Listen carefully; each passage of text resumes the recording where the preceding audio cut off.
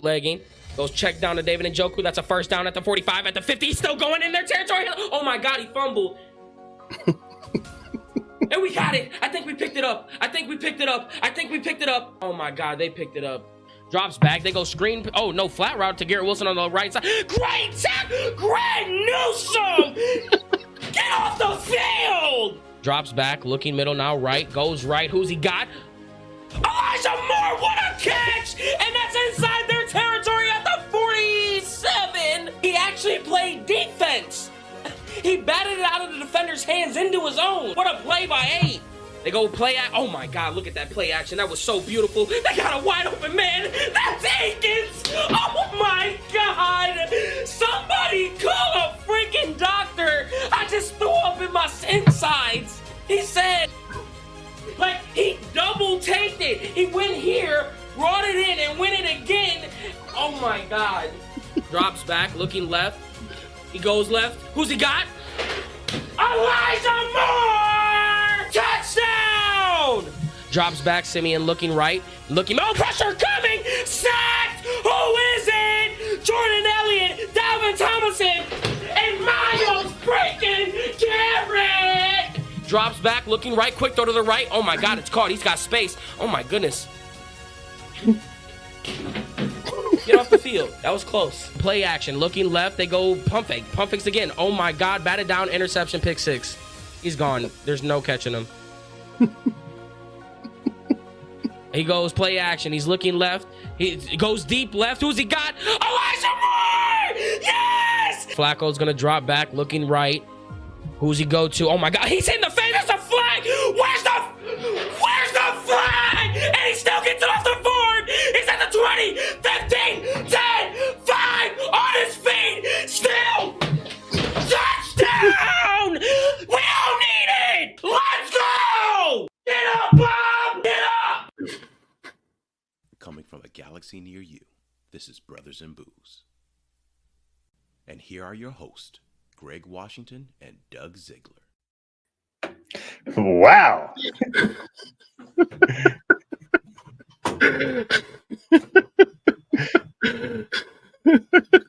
Yeah, agreed. I love his enthusiasm, man. I don't know how you can not like that enthusiasm. Look, right. You don't have to like the Browns to like that enthusiasm. Also, y'all are also jealous that y'all don't have a ref that you can punch in the head like he does. You notice that, Doug? Sorry, I was laughing at JHG's comment that Pats fans don't act like that. And have you never watched a video from Aaron Gouveia? Because that motherfucker is way worse. Well, and again, since you missed my comment, I'm going to say it again. Please Everybody would love to have a ref that you could punch in the head like that. Yes. Maybe not for football, but maybe for just general life. It's there for all purposes. How about that? Fair point. Because the NBA guys are literally corrupt. That's a proven fact. So we already have evidence of that shit. So yeah. He's a TikTok sensation, apparently, Doug. So I blame that on you and your TikTok people. He's a sensation. Okay. Mm-hmm. He's something else. I'll tell you that. He is. Hey, man, can't say the guy doesn't love his Browns. That's for sure. So, yeah, it's just fun. It's fun. I just thought I had to show y'all him because I enjoy him every week. It's just hilarious. I just laugh at it. I can't agree or not agree. It's just what the wonderful internet gives us. The internet does not give us beers like this, though, which is a Jambe de Bois. It's a big ass triple from Bourgeois de la Seine in Brussels. And I know I butchered that. I completely butchered it. Probably. but they didn't butcher this. It's good. It's not. I've had better triples, but I don't know, Doug. Triples are like pizza. Even a bad one is still pretty good. Fair. Yeah. So I'm going to start lighter than you. I don't know what was the ABV on that triple. Oh, you know upwards of 9%, but I'll check You while had you to while you be. work on that. Yeah. Yeah. So what I'm grabbing is I got a shipment to, this week from AleSmith for their NA Speedway Stout. And I like their Speedway Stout. So I thought I had to give this a try. I haven't had a chance to try anything all week. I've been kind of fighting a cold like most folks. So Only 8%. Hey, only that's still a lot of percentages there, bud. Yeah, but the only is in reference to normal. Look at the head on that though. Look at the head on that though. That's fucking. Usually when you get the NA stouts, they don't pour like this. Hey, Jeff. Daniel's familiar with that one. Yeah. So this is a malt beverage with coffee, is how they say it on the can. Definitely the coffee notes, but like almost like an iced coffee. Yeah, let's put the rest of that there. But it's not like very roasty. Like, NA stouts tend to not be very roasty, but it's definitely flavorful, and the coffee notes in it are really good. So this is really, really super drinkable, even though it's a malt beverage, which malt beverages I tend to not really care for. But this is really, really good. So it's actually a little creamy. So yeah, really good job, AleSmith.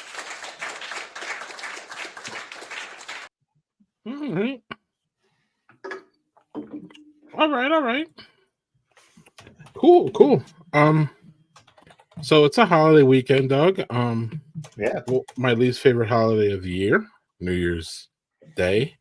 I don't know why I don't like. Well, I know why I don't like it, but it's football, man. It's family. It's fun. Fireworks.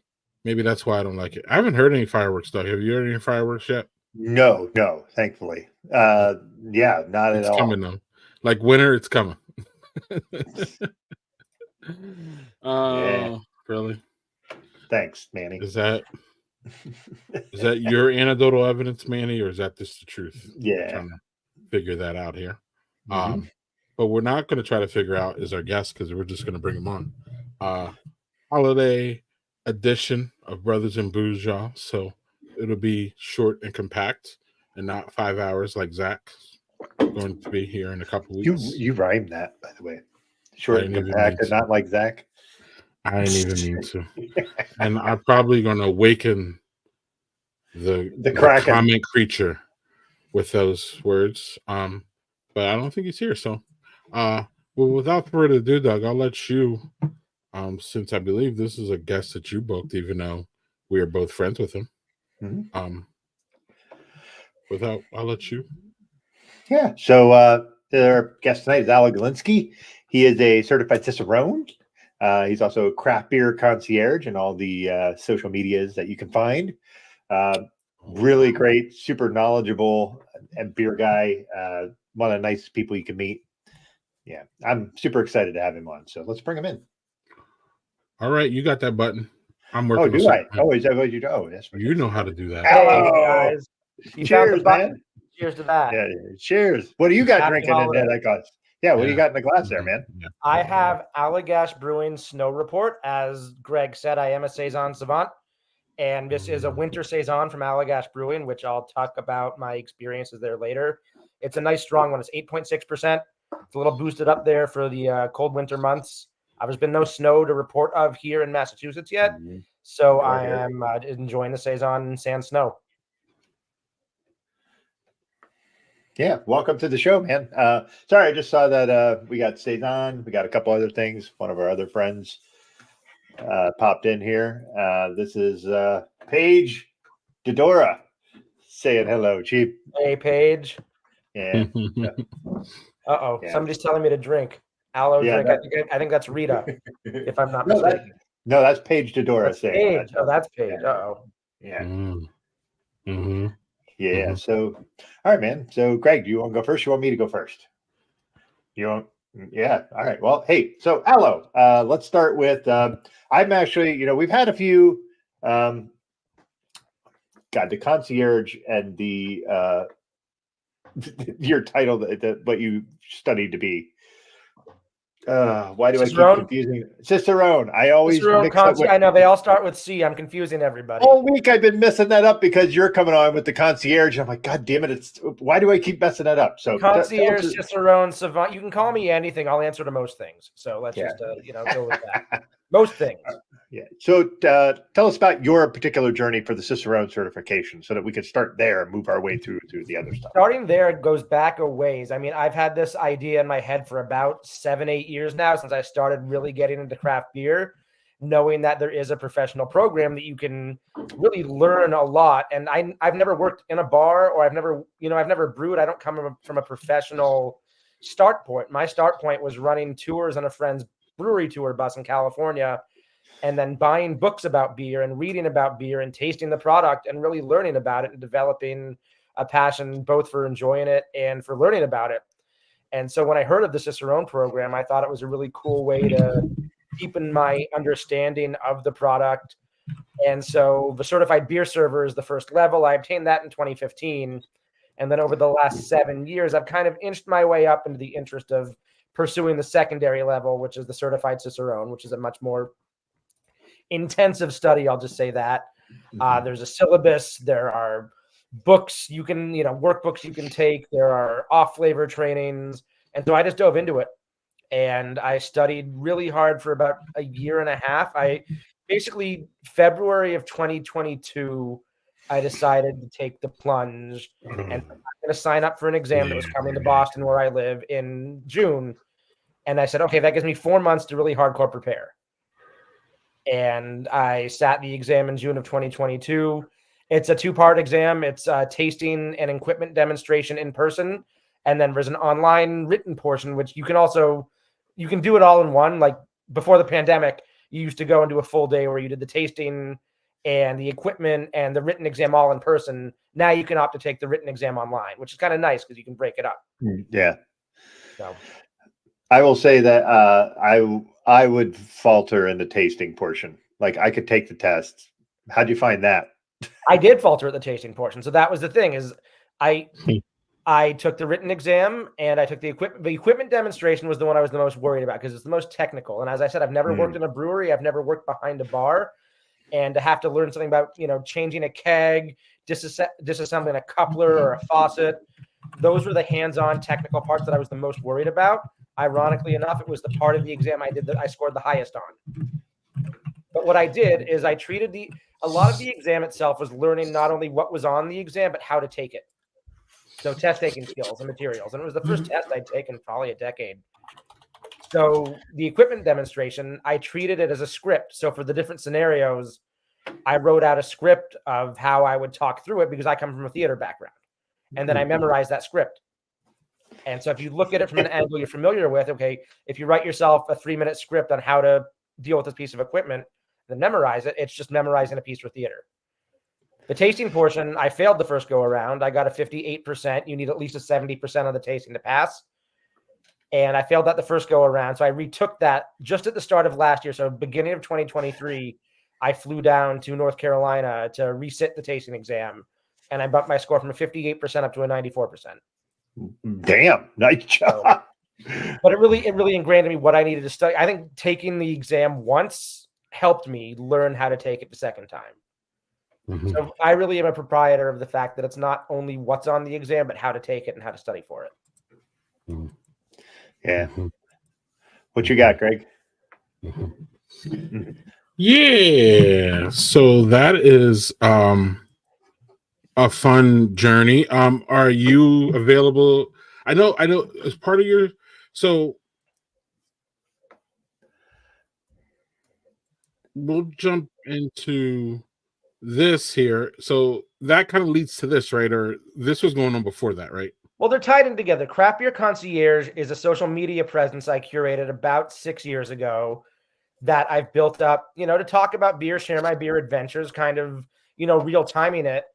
And with the emergence of getting my certified Cicerone, obtain that. And I've started thinking, well, how can I lift that off the page? How can I become the craft beer concierge off the page? And what can I offer to people as a way of service? If I can monetize it, great. If I can get my name out there more, great. It's building blocks and seeing where I can go with it. So the craft beer concierge started as a social media presence and a blog that's now grown into a full-fledged service. And I'm still in the works of figuring out what exactly that looks like. Mm-hmm. Doug? Yeah. So if you're having that, what is your vision for what you want to do with this? If you just have the social media presence, what's your vision for where the craft beer concierge goes from here? Right now, it's working on doing curated pairings and tastings, whether it be with a local brewery or tap room or beer bar, or going into offices and offering, holiday tastings, parties, things like that. That's what I'm focused on right now. So if I can partner with different vendors, local vendors, a cupcake vendor, a chocolate vendor, a cheese vendor, and say, hey, I'm going to work with you and bring chocolate and beer pairings or beer and cheese pairings to local tap rooms and offer programming. So I can then become an asset to breweries who might want programming in to be able to say, hey, I can offer this and come in and do a guided pairing and not only bring revenue into the brewery, but get some notoriety and some, notification for myself. I've been doing this for I currently work as a marketing and events coordinator for a European style beer hall just outside of Boston. And I've been doing what I call flight nights for them for the last year, where again, I've done that. I partnered with a local chocolatier and I've said, okay, I'm going to do a German beer and chocolate pairing for Oktoberfest. And we brought people in and people are coming and buying tickets, and they're also staying and eating dinner or buying more beers before or after. So it's a great revenue boost for a brewery on a Tuesday night if they don't have programming, to have somebody come in, do an educational but fun experience, and have people who either are fans of the brewery or maybe have never been to the brewery and now have a reason to come, or maybe they follow the chocolatier or the cheese shop, and you're merging audiences. So that's what I'm focused on right now. Down the road, I'd really love to help curate beer programs, maybe in the hotel restaurant world, if I can help build draft programs and train staff, because there's a lot of great beer out there. There's also a lot of not so great beer out there. True. And not so great service out there. And finding those places that might need a bump in, an outside voice, somebody who has a Cicerone certification, who's been through it and kind of really knows how to talk about beer, is always helpful. So I could see this going a lot of different ways. Right now I'm focused on bringing education and events into taproom spaces or kind of corporate settings. If a holiday office party wants to do a beer tasting, something like that. Excellent, Allo. Excellent. So here's a question that Doug and I are very interested in. We talk about here periodically. When we have an appropriate guest, generally we don't talk about it, but we do. We are very Doug and I are very interested in this, and I know a lot of people who are watching this are. What is this? How could you talk about this in a succinct manner? Of course, the state of the craft beer industry. We're not in the boom phase that we were about 3 years ago, early, pre-pandemic. Obviously, the pandemic came in and hit the breweries every which way but loose. And so where do you think we are going into 2024? What's your outlook for it? How you feeling? I know you talked to a lot of brewers and a lot of owners and all that. You got a lot of those connections. So what are they saying? What is your overall feel on that? It's a tricky time. I'm not going to lie. I think a lot of the bigger breweries, the Sam Adams, Harpoons, Trilliums, Treehouses out here of the world are, they're going to be set up. They have a structure with their distribution models and their following that are going to keep them set. But those the smaller level breweries are really in a state where they have to have something exceptional, whether it's the service, the beer, the experience, or hopefully all three, to really capture an audience, because the beer drinking audience, I think, is stagnated. I think there's not as many younger people. That 21 to 26 crowd aren't going to breweries. I think there's been almost too many releases, too much beer out there, and it's causing people to be overwhelmed. And I think drinking in general is taking a little bit of a backseat as a lifestyle activity. There's CBD, and there's other recreational things, and there's also, you know, the NA sector, and that's taken a big bite into everything else in the alcohol world, be it beer, spirits. So I think it's going to be a really interesting time for breweries. I really do think you need to double down on having a great taproom experience, great programming, and really good beer, because I don't think people are going to come for just one of those three things.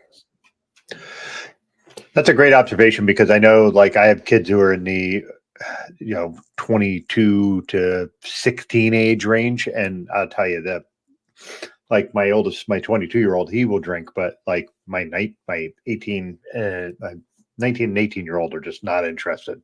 But that's kind of how it is now. So hold on. Pardon me. Yeah, I wanted to mute, but I didn't have a chance. So one thing I wanted to point out was this is from Paige. Her husband said to educate brewery bar staff about how to talk to beer. I think that's a really super cool idea. I think it's necessary. I think people, especially people who are in the restaurant and service world, sometimes it's better to have a third party voice come in rather than, you know, your GM or somebody who you've constantly heard from. And honestly, GMs and managers are overwhelmed right now. There's a lot of things that are put upon. I know staffs are consolidating, and so a GM, an owner, a manager may have too much on their plate. And if I can show them the value of having somebody else in there who can really take the time and care to craft a really good beer program and service manner for their staff, I think it would be helpful. Yeah, I think so too. Interesting. One thing when you were talking about the pairings was we had a cheesemonger on from Syracuse a couple months ago. Cool. And I went to Syracuse, is an hour from my house. So my wife and I, we drove up. My wife loves cheese. So we bought a bunch of cheese, and she gave us some pairings. And Greg's like, I'm from Wisconsin. I got cheese. I don't need to do So we did some beer pairings with that. And that's an interesting thing. Like, I could see chocolate and beer, like, how do you go about with the cheese? Is that something you experiment with to try different cheeses with beer? Yep. I mean, it's all experimentation. It's all flavor profiles when it comes down to it. I mean, malty beer versus hoppy beer versus dark, strong beer. You want to match intensities. That's where you start, is matching intensities. Like, you're not going to do a blue cheese and a Pilsner necessarily, because a Pilsner and a blue cheese is going to completely overmatch and overwhelm that Pilsner. Yeah. A blue cheese and a Doppelbock, a blue cheese and an Imperial Stout, a barley wine, great. One of my favorite pairings that I tend to pawn off to people are a Manchego cheese and a Helles lager. So a nice, bright, crisp, malty Helles and a rich, salty Manchego cheese. Mm-hmm. The crispness of that Helles lager is going to cut right through the saltiness and the fattiness of that Manchego. Mm-hmm. And when you look for pairings, you want to hit at least one of those three C's: the cut, complement, or contrast. So it's just playing around with things. And what I always do in my pairings is I tell people, save a little bit of each beer and cheese for the end and try things with each other. Just because I laid out 4 pairings in front of you doesn't mean that that's the right answer. It means it is an answer. It's something I'm providing you, but you may find out I may have paired a blue cheese and stout. You may find out you like Dunkel with the blue cheese instead.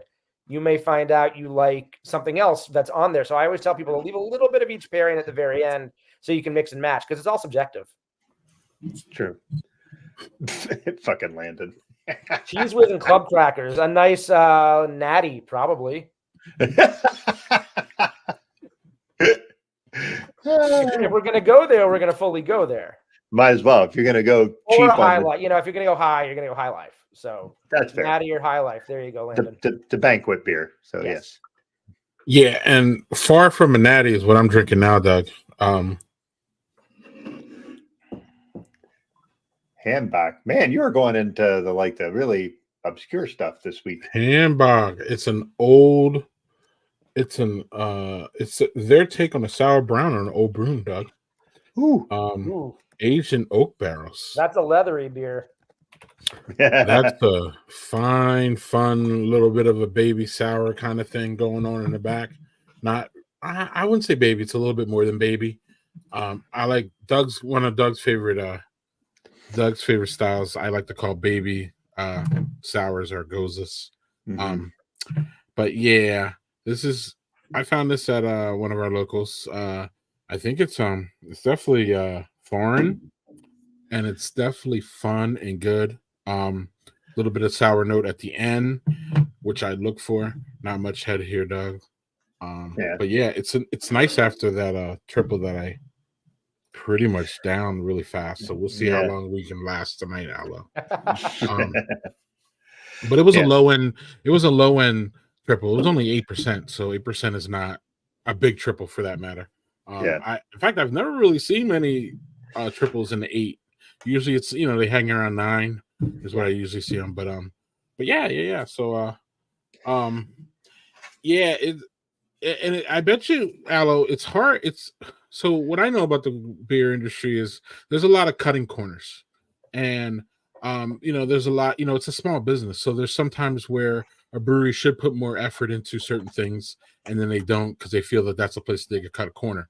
One of the places that I know that they feel that they can cut corners sometimes is people like you and getting advice from people like you.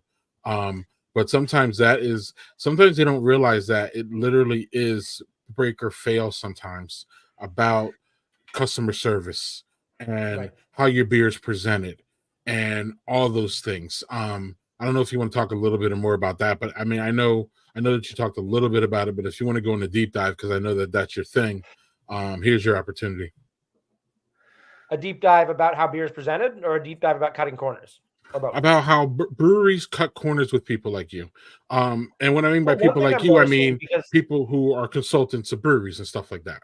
sure. Well, one thing I'm noticing, because I am on a job hunt. Unfortunately, my company's closing in 2 days, so I have been on a full-fledged job hunt the last couple months. And I'm a marketing guy.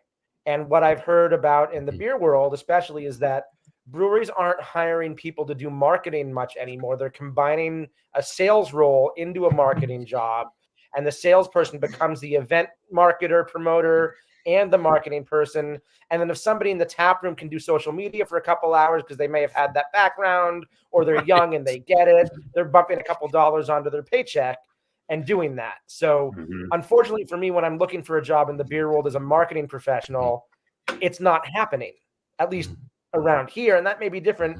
And I'm always curious how it is in other parts of the country, because in New England, I'm in Boston, I'm in a big metro area. Cost of living is up, but I'm always curious what it's like in other parts of not only New England, but the country.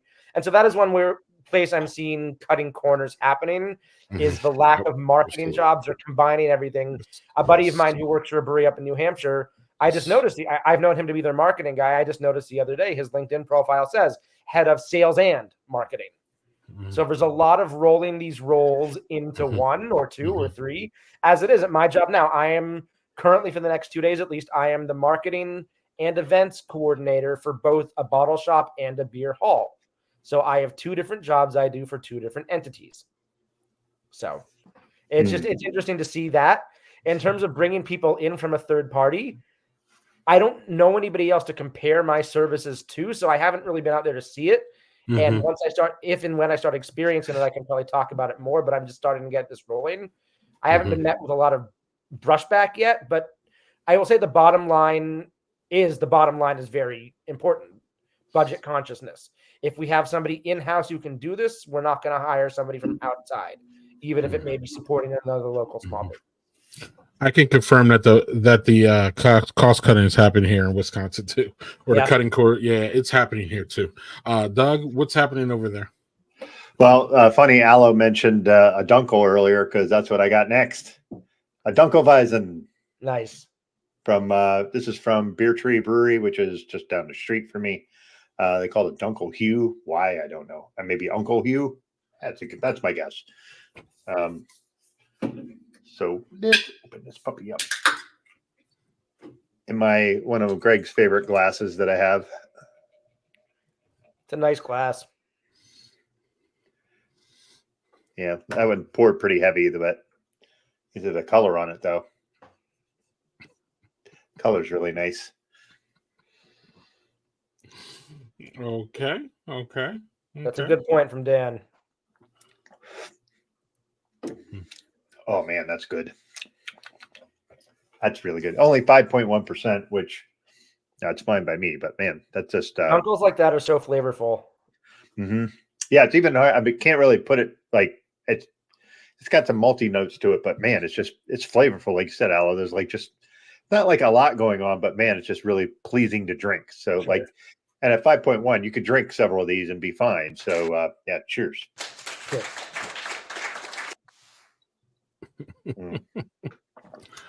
All right. Doug, if you have any follow-ups on any of that marketing stuff, if not, I have something first.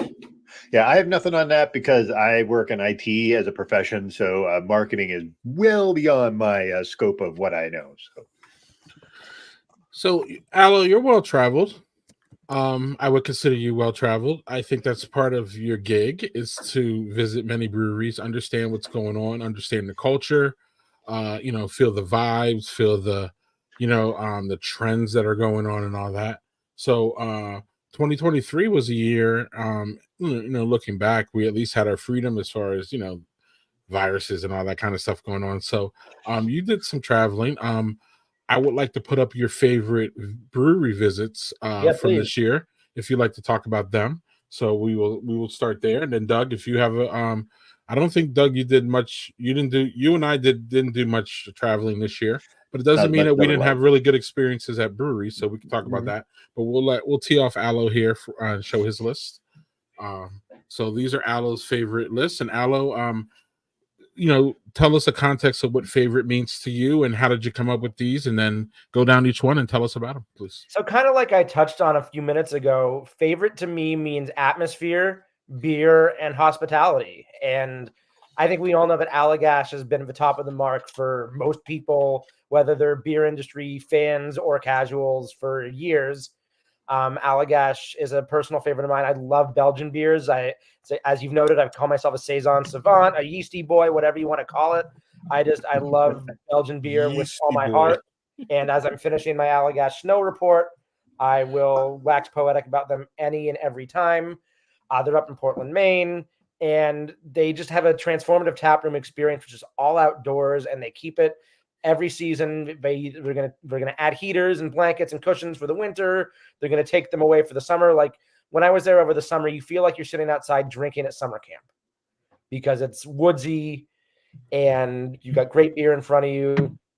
And they're just always pushing the bound. I mean, for a brewery that was built off of beer, a wit beer, they're doing so many things at the brewery. They have their From Maine with Love series, which is their experimental series where they're doing everything from wild ales to grisettes to stouts to different IPAs, and some of those might end up turning into a seasonal or year-round favorite. But they're just constantly putting out great beer. They're great people, and Allagash will be a place I will always visit every time I'm in Portland. Brewery Sylvaticus, that was a brewery that was very new to me. It was a brewery that I actually came to. It's up in the North Shore of Massachusetts. I was on my way back with my girlfriend Katie from an overnight in Portsmouth, New Hampshire, and we wanted to stop. So we'd been in Maine, and then we were coming through New Hampshire, and we said, well, why not stop at a brewery in every state on the way back? So we had a brewery in Maine, we had a brewery in New Hampshire. Let's stop somewhere in Massachusetts we'd never been. Brewery Sylvaticus is in Amesbury, which is about an hour and a half north of Boston, and they're in an old firehouse. So they're in this old school brick building, and they make old world beers. So they do lagers from Belgium and Germany and the Czech Republic. They do some IPAs, but in a tap list of about 14 beers, to my knowledge, they had one or two IPAs on at the time. It's a great place that had a diverse tap list, and that's something that you strive for. I strive for personally, is a place that has a handful of different options. You can see 7 or 8 different beer styles represented. Untold Brewing, they're in Scituate. They're in the South Shore of Massachusetts. I haven't been to that brewery location this year, but I've drank a lot of their beer. I get it off distribution. It's one of my go-tos if I can find it on draft. They are a brewery that, again, has a breadth of styles. They do Belgians. They do some really great IPAs. They're also a unique location down in Scituate. They're right near the waterfront, and they've taken over an old schoolhouse from, I think it's the late 1800s. And so their brewery is housed in a schoolhouse. Part of their tap room is in one of those old buildings. You can imagine you're sitting in these benches in a schoolhouse back in the day, and that's where you're sitting in their tap room. They make fantastic beer. Jack's Abbey Craft Lagers. That's a place Katie and I have found ourselves more often than not this year. You can tell from the name, their lagers that's the focus of their brewery. They only do lagers, but they do everything from Hell's lagers to Pilsners to Baltic porters to rye lagers, seasonal lagers, and they do a great job of it. And they're the big German beer hall experience. So again, each one of these places that I've picked out, great beer, a great atmosphere, and great hospitality. And that's why they're my favorites of 2023. Cheers to that. Boom. Yeah. I have to say, as far as Allagash, maybe I was just having a bad day, but because we were in Portland, one of my cars got towed. So with Allagash after that, and I didn't have as great experience, but I was in kind of a crummy mood. So that was probably on me. Yeah. Well, you'll have to go back and do it again. Yeah. And then, I've always wanted to go to Jack's Abbey. We get a lot of their beers down here in upstate New York, and they make really freaking good beers. And they made a particular, I had it on the show, and it was like I think it was a Czech style lager or something. Man, it was just awesome. They just make really good stuff. They do. And they have the whole German beer hall experience. The food is fantastic. They do really authentic, great events too. So they do an Oktoberfest. They had 2 full weekends of Oktoberfest activities. They just did a German Christmas market experience. They did a Maifest, which is rare. You don't see a lot of places doing Springfest, Maifests. I'm a little bit biased because Katie and I entered a contest to win, to become the royalty of Maifest, and we won, which was pretty fun. So we got to go be crowned king and queen of Jack's Abbey Maifest and get showered with lagers galore.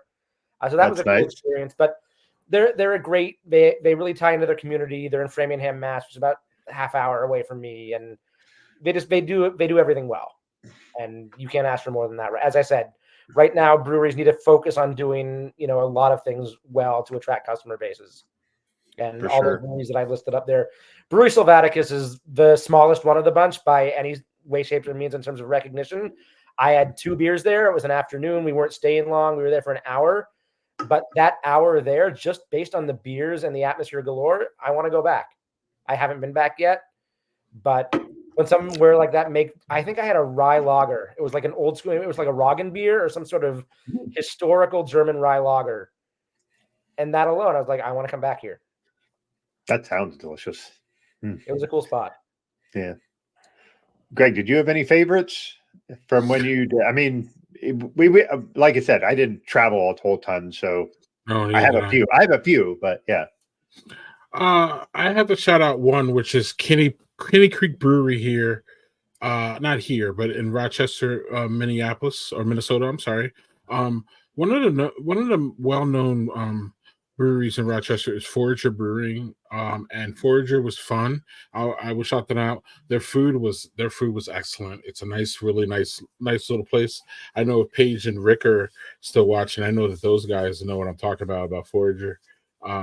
Forager is good times, but Kenny Park is right around the corner, Doug. And the thing that really struck me and the person that I was with, shout out to Charlie, we were struck by how Allo, half of the offerings that they had like 36 taps or something. Half of them were beer, and the other half were seltzers and hard sodas. Okay. And we were just fascinated by the seltzers and the hard sodas more than we were fascinated by the beer. We tried the beer. We had the beer. Beer was good. Beer was solid.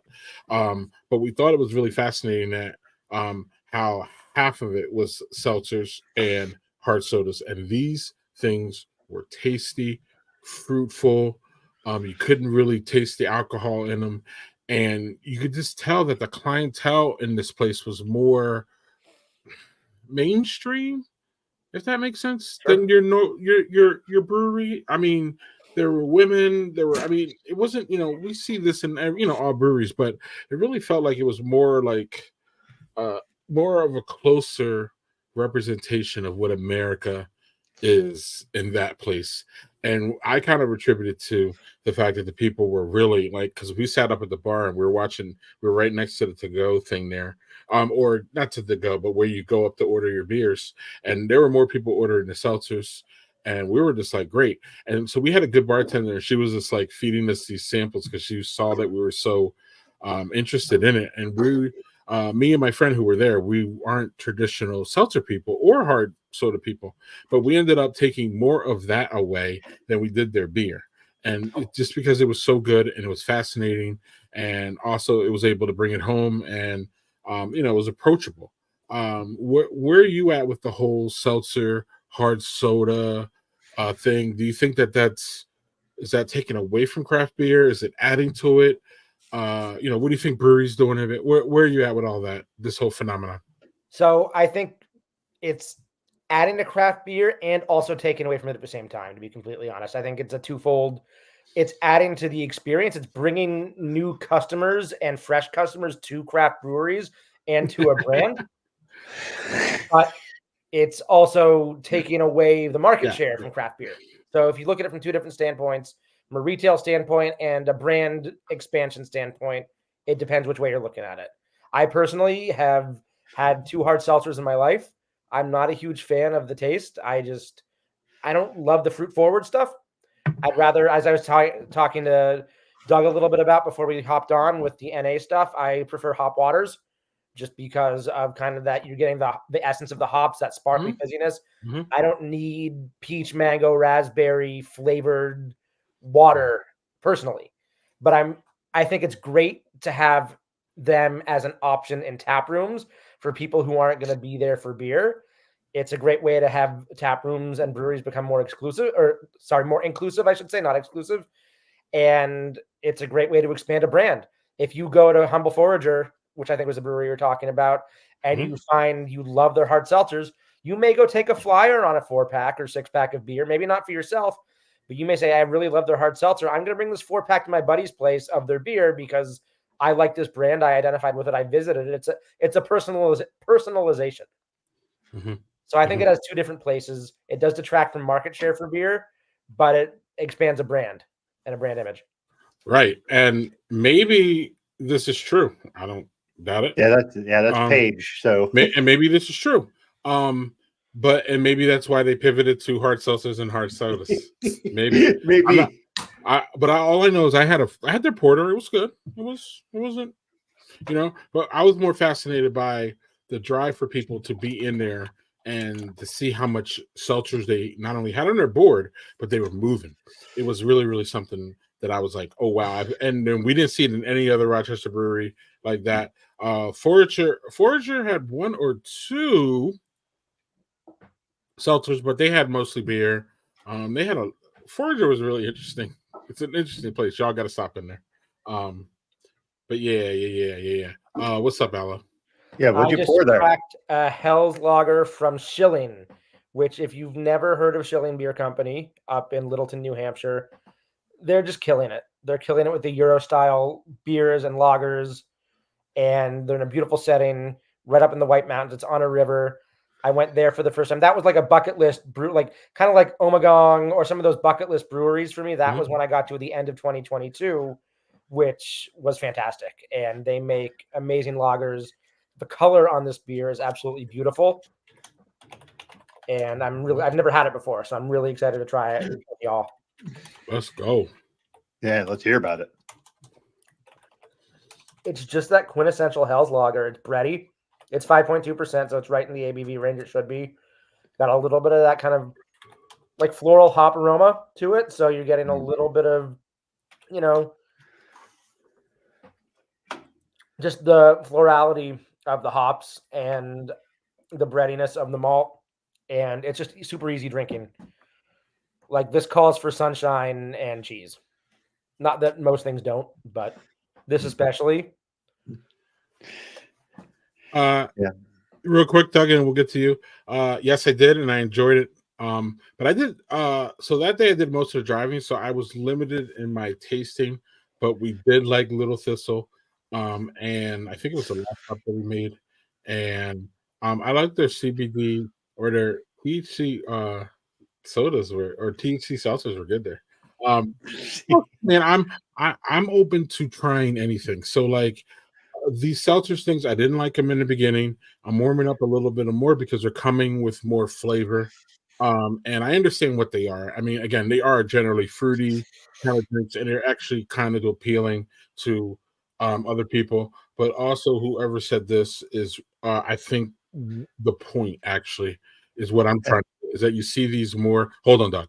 You see these more and more at breweries, and you see breweries having their own seltzers, hop water, non-alcoholic beers. So it's not like they're importing something; they're actually literally making it, and they're actually shoving beer out of their taps to have this. So that's Mhm. something, y'all. I don't know what it's saying.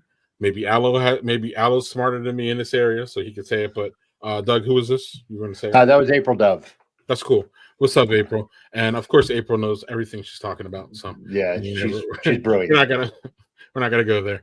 Yeah. Doug, do you have any brewery experiences you would like to share? Yeah, I have three, and the first one I'm going to talk about is Catskill Brewing, which is just in the middle of the Catskills. It is a little place. Yes. It is just a small, yeah. Rita Trionis there with the GG Seltzers, like Yes. So, but Catskills is just a little place. It's like the bar is like maybe 4 tables. They have 10 taps, and the brewery is all around it. So like you are literally right amongst the tanks. But they had 10 beers on tap. Jill and I got 5 samples each, and out of those 10, 8 of them we really liked. That's uncommon to go to a brewery and try 10 of their beers and liking 80% of them. Like, you know how that goes. Like, and we tried, they had all different kinds. They weren't just like, you know, you go to a lot of places like, all right, we have 10 taps, 7 of them are IPAs. Like, no, they had a rye beer. They had like all kinds of different stuff. I had a black lager that I actually bought to bring home because I thought it was so good. They had a sour there that my wife liked that was not like super sour, but even I liked it. That was just a really cool experience. I really like that. It's a little homey little place. So it's not like a giant experience. It's more like if you're looking for something quiet and to try really good beers, that's a very good place to go. Conversely, right, that I will say was not a great experience was Roscoe Brewing was very close to it. Was it Roscoe? No, it was another brewery, but it's one that's fairly popular. It is a huge place. It's very picturesque. It's like a barn they remodeled, and you go and they have 5 taps, 5 Upward Brewing. That's what it's called. And it's this cool, like ski lodge looking place, but the beers were just, yeah. So Night Shine, that's the exact one there, Daniel. That's a really good black lager. So the other one that I will say is my wife and I, when we go up to Finger Lakes, we always stop at Finger Lakes Cider House. It is a cider place. Their ciders are freaking great. I'm not a giant cider person, but I like all of their ciders that I've had there. They do a lot of really interesting mixes. The food there is phenomenal. It sits right off of Finger Lake. So you're like literally sit outside and you're looking right at a lake right in front of you. Beautiful ambiance, really beautiful place. One of my favorite places to go to Finger Lakes. Last one is going to be just my if I have a home for breweries, it's the North, and I go there. It is not a big place. That's my sort of local bar. And if you like something that is where they really take a lot of chances on beer and try really interesting combinations of weird things, that's the place to go. But it's also a very like welcoming place. They just let everybody that comes in is really welcoming. So that's just more of an atmosphere thing for me. That sounds great. Cool. Let's catch up on some comments here real quick. THC Seltzers, Rita says, I believe that's Paige saying they're all over Minnesota. They're starting to be all over here in Wisconsin, Paige. And the weird thing about Wisconsin is that THC is not legal in any form, not even medical here. So how are they getting around that? How are folks like Venture Brewing and Oliphant Brewing, and there's a couple other ones too. When I go to Woodman's here, there's a section of them, a whole ass section. So there's THC one. Well, I'm sorry, it's seltzer, it's hard seltzers, and then there's THC seltzers that are there. So yeah, legalized, of course, which makes it better. What Allo? What is your favorite cereal? And Allo, Page. And the weird thing about Wisconsin is that let's see. Why am I hearing myself? It sounds like a lag. There it Okay. goes. Now we're good. Whatever that So was. Steve makes a great point. Hopefully, the seltzer craze will help pay for my crazy experiment on aged beers that I like to drink. Yes, sir. Yes, sir. That is the point. That is the point. The point. The point. Yeah. So I had since y'all are well traveled, I have a question for everybody. In the comments, if y'all want to answer this too. I'm kind of fascinated by this. I know it's a simple, straightforward question, but really I want to know what the hell y'all do. Doug, what is the first thing you do when you get in the room at a hotel, Doug? What is the first thing that you do, Doug? And don't say take the top sheet off. Do No, not say I do not do that in hotels. I have told you that for a reason. The first thing I do is I check out the bathroom. Not because I need to go to the bathroom, because I want to see in what kind of shape it's in. Oh, wow. Allo, what do you do first when you get in a hotel room? When I get in the hotel room, I test the bed. So you jump on it? Oh yeah, I flop back on it. I go full bore. Okay. I usually run to the heater, or I usually try to fuck with the temperature. So in there, sometimes it's hot, it's cold. So I'm usually the first one to wherever the thermostat is, if there is one. I mean, it's crazy. Yeah. And then I'm with Doug. Like, the bathroom better be on point and clean, or flush the toilet, even if it doesn't need flushing. Give it a test. Check the view. I like checking the view. Okay. What are you saying, Doug? I was going to say maybe flush the toilet just to check to make sure it is functioning well enough. That's a strong enough flush, if you get what I'm saying. So Manny, do you visually do that, Manny? Well enough. Or do you do it like, do you have one of those scanners that scans for, y'all know what I'm talking about, right? Isn't there like Mission Impossible shit? Like JC said thermostat. Yes. Yeah. Okay. I don't know. I just thought that was a fun question to ask. So one of the things I want to talk about here a little bit is mental health here at the end of the year. The holiday season, Allo, isn't always so rosy for a lot of people. Sure. And sometimes it brings a lot of stress, and there's a lot of triggers, whether it be, people we've lost over the years, people we've, all kinds of different things can pop up. While I think we want to have it be, joyous and all that, I think there's a lot of times we don't acknowledge that it can be miserable for some people. Right. And I think we need to kind of keep that more, especially, I don't know, sometimes I feel New Year's Eve could be worse than even Christmas sometimes, because everybody's getting together, generally seems like, and then there's a lot of FOMO going around, which is fear of missing out. I saw this earlier on the internet somewhere, Doug, and I wanted to bring it up as a comment to y'all.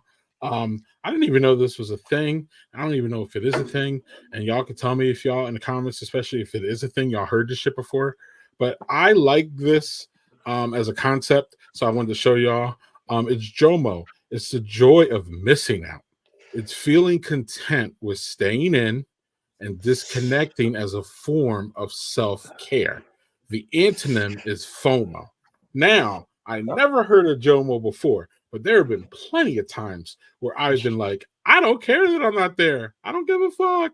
I'm happy for y'all. Listen, I'm happy that y'all are having a good time, but on some level, it's not for me. So y'all have a good time, be safe, but I'm cool at home. Allo, do you relate to JOMO? Do you want to talk about any of the kind of, about stress during holidays or any of that stuff? I'm teeing you off, buddy. I actually heard the term JOMO for the first time like 3 days ago. It was some TV show or I think maybe it was an Instagram reel where somebody's like, I have FOMO and my partner has JOMO. And sometimes it's a nice kind of mix for two people to have one as one and one as the other. And you fight that the best way you can or embrace it the best way you can. I don't mind missing out on some things. I think during the holidays, which I love the holiday season, I tend to get wrapped in the wanting to do everything, but sometimes less is more.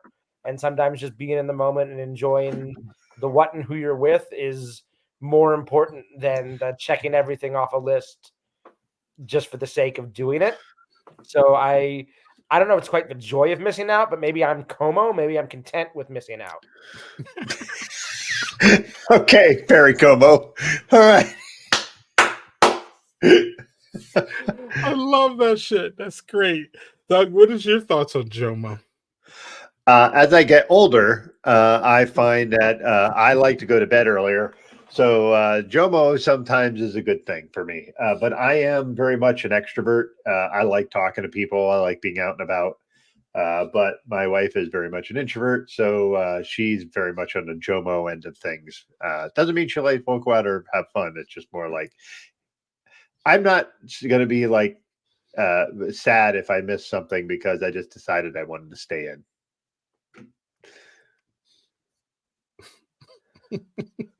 Joe Mama. Hey, I coined something new. You know, you can all use that. Yes, Como, that's great. Yeah, okay. So funny thing about this shirt, Dale, this is literally one of my like fuck around in the house shirts. And I just never took it off and put on a better shirt. So this is Oldsmobile. Yeah, Oldsmobile's a good beer too. But yeah, that's why you've never seen it, and you probably never will see it again, Daniel. So cheers to that. Yeah, someone likes Jomo. I love it. I love it. And again, you know, sometimes it's joy of missing out, Allo, and you're right. But most of the time, it is Como. It's definitely I'm content with missing out. You know what I mean? I'm fine. And I think that's really, really good thing because sometimes FOMO is really a bitch, actually. And to bring it back to the beer world a little bit, there's Jomo, FOMO, and Como with all of that too. I mean, there's so many new releases and events and things to go to and drink and see. Sometimes you can't do it all. It's like Pokemon, got to catch them all. You can't do that with every.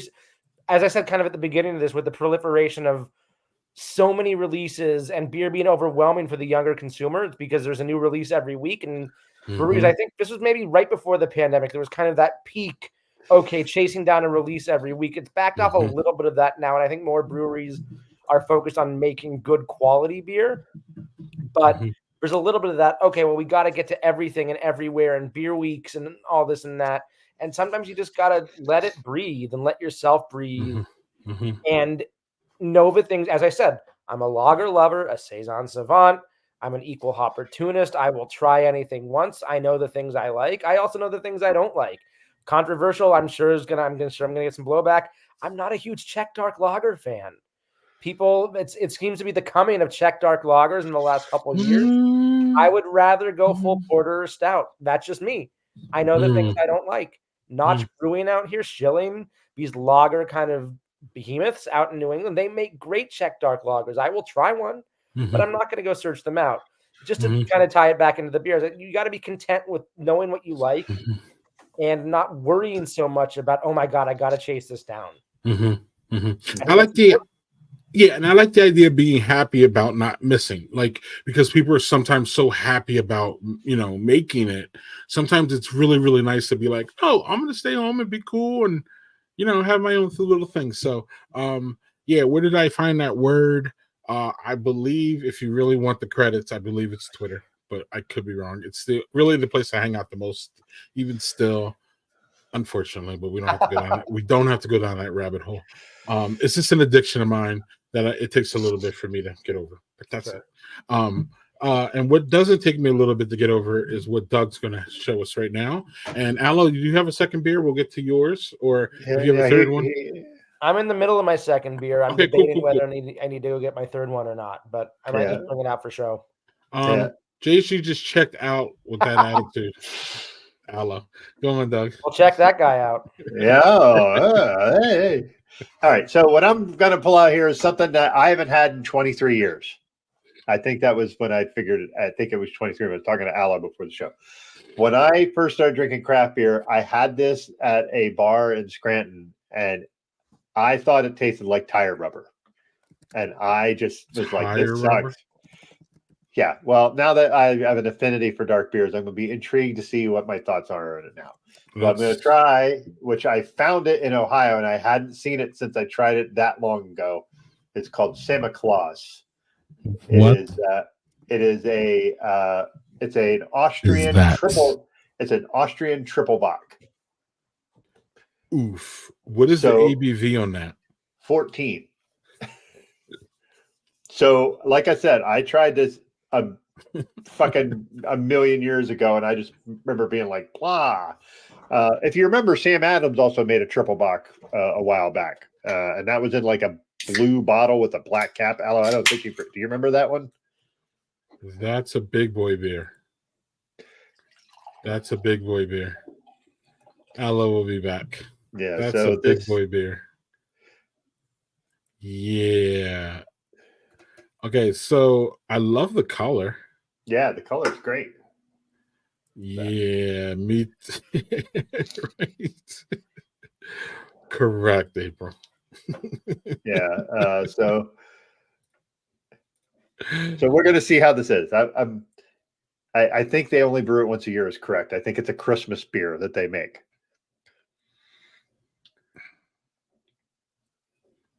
You wild. Okay, so it does not taste like tire rubber anymore. Okay, that was my first question. No, that's fine. I will tell you, it tastes like a malt beverage, and I don't In know a if good that's what way or a bad way. a medium way. I'm not feeling like malt beverages are not my favorite. I'm not really a fan of malt I beverages. know. That's why. But this is like, it's definitely like that very sweet bock. Like when you get into triples and quad box, which you don't see a lot of, Yeah. you're going to get a lot of sweetness. So you're getting a lot of sweetness. I will say that. But it just Oh, it's 14. not a lot. It didn't pour, not a lot of head. But it's not like sickeningly sweet like in your pastry stout realm. But it tastes a lot like a malt beverage to me. So, Doug, I yeah. do have to ask something very serious. Sure. Is its Bach worse than its bite? No. No? Good. I'm glad you answered that in an equally serious way. Yeah. I'm not sure what the Cobra-ish. Yeah. So I don't know what that is, but whatever.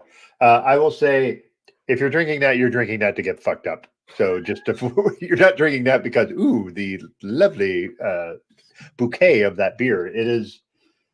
It's interesting for sure. But you see, it's almost reddish. It looks like almost like a mad elf without head. But yeah. You know, they wrote a Christmas carol about the beer too. What's that? They wrote a Christmas carol about that beer. Santa Claus is coming to town. Yeah, apparently. Not to my town. I found this in Ohio. Not to your so. town. Not to my town. Yeah. So I will say that while it doesn't taste like I thought it tasted like tire rubber before, it doesn't taste like that. It's pretty sweet, and it's not something that I would be like, ooh, I want to try this again. But I wanted to try it because I hadn't had it in so long. So I'm glad you tried it for me. I'm good. I still think the most fucked up thing I had as a trial on this show was when I had Malort, and the people in Chicago, like Victor and Gil, were like losing their shit because I was trying like the worst liquor on the planet. That might be true. All right, Doug. So I'm going to ask you this because you always like to say you're old, and I'm not disagreeing with you. But from your point of view, Doug, what age is old? Well, boy, oh boy. If you had asked me when I was 20, I would have said the age I am now is old, but that is not what I think now. Right. I think old to me now at this point in my life is like 80. Okay. I think once you hit 80, if you can get to 80, man, you've accomplished something. You know, I mean, that's just my opinion. I mean, we have a guy who's running for president who's 80, and another guy's running 77. So they're both in the same. Zach Rothman, I'm going to tell you, you are not wrong that it's that it tastes like gas, and it kind of does. I don't know how to explain. It doesn't exactly taste like gas. Allo, first of all, have you had this Malort mess? And then answer the question. So I have had Malort thanks to Rita, who helped me find Malort. I shouldn't say helped me find Malort when I visited Chicago a couple years ago. We went to in a couple breweries and found some Malort along the way, and I had my Malort, and I won't have it again. I'll just say that. In terms of what I think is old, yeah, I'd say 70 to 80. But from my point of view, that's different than what I think is old. From my point of view, I feel old day to day, but I'd say 70 to 80 feels and sounds old. Really, Manny? So we all got some time. 30. Really? Whatever age I'm in when I'm done shuffling, That's relatable. That's relatable. That's Dan Bobian piping in here. Holy shit! Yeah, all the beer bloggers are. Yeah, all the beer bloggers are hanging out tonight. Allo brings all the beer bloggers to the yard. Yes, apparently. He does. Damn right, and they're better than yours. That's he true. Can teach you, Doug, but my he would have to charge. IPA brings all the beer bloggers to the yard. Right, and the Allo would teach us, but he would have to charge. So, age is just a number. Only a little bit. Greg, you get a discount. For 50. Okay, April. I said I'm 52, April. 51, and then you feel like 30. So either way, JJ, according to Mandy, you are old. So either if you feel like 30 or you're 51, you're old either way. But Doug. Yeah, well, thank you, April. I appreciate that. Our friend April, you're too kind. It definitely is. It definitely devil's mouthwash for me. So here's actually, Greg. Can I piggyback on that question? Oh yeah. Whatever your age is, how old do you feel in your head? How old do you envision yourself to be? Like, oh well, I'm 52. I don't feel in my brain. I don't feel 52. I feel like I'm in my late 30s. That's not true. It just feels like that in my brain. What about you guys? Allo, mine isn't good. I think it depends on the day and whether I have a robe on and whiskey in my hand and I'm doing a crossword or not. I mean, I will tell a very short, long-winded anecdote that I have had the nickname Grandpa since I was 6 years old, and it's evolved in different stages. I was given the nickname Grandpa because I went out to dinner wearing my grandpa's fedora and scarf at a Thai restaurant, and the waitress called me Grandpa when I was 6. In high school, I used to sit with my crossword puzzles and drink coffee, and so I got the nickname Grandpa then. So I have always felt Grandpa-ish, and now that I'm 35, I can say I feel Grandpa-ish.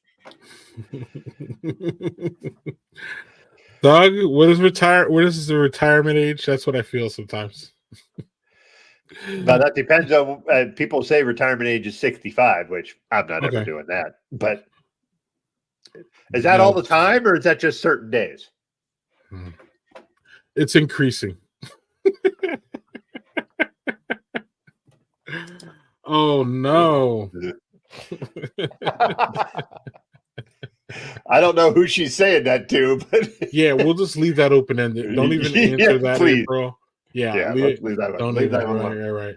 Allo, we like to put you through some things because ultimately we like to find a way that we can shame our guests before we let them go.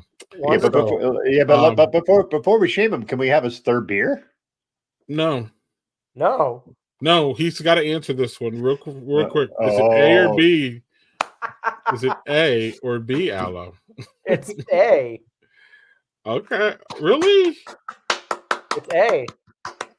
How is it A? You got to reach under for no. Yep. Doug, I didn't know you were A gang either, Doug. What are you talking about? It's B. No, it's A. Wait. Now you have me thinking. I think I have it as B. Sorry. Wait. Right. Oh, I'm reading. Am I reading? No, it. Oh, under. Okay. The beers are hitting. Maybe you need more beer, Allo. I might need more beer, Doug. I think so. It's B. B. No, you're right. I'm looking at that a different way. There's no right. Great TV debate. B. Right. It's B all the way. We're right. Okay. Damn, Dan. What the Fucking Dan Bobian, like Dan Bobian coming in for the top rope. Jesus Christ. right? I was a little shocked there. Y'all saw me, so y'all. I was like, okay. Allo will let you. We'll listen. You made a mistake, so it's cool. We'll move on that real quick, and we'll get to your third beer. Well, I didn't make a mistake with this. It's not what I'm opening, but I believe this deserves to be one of the beers of the year. It's Anchor Porter. Sorry, Greg. Uh-oh. Anchor. Oh, the girlfriend chimes in. I'm hot.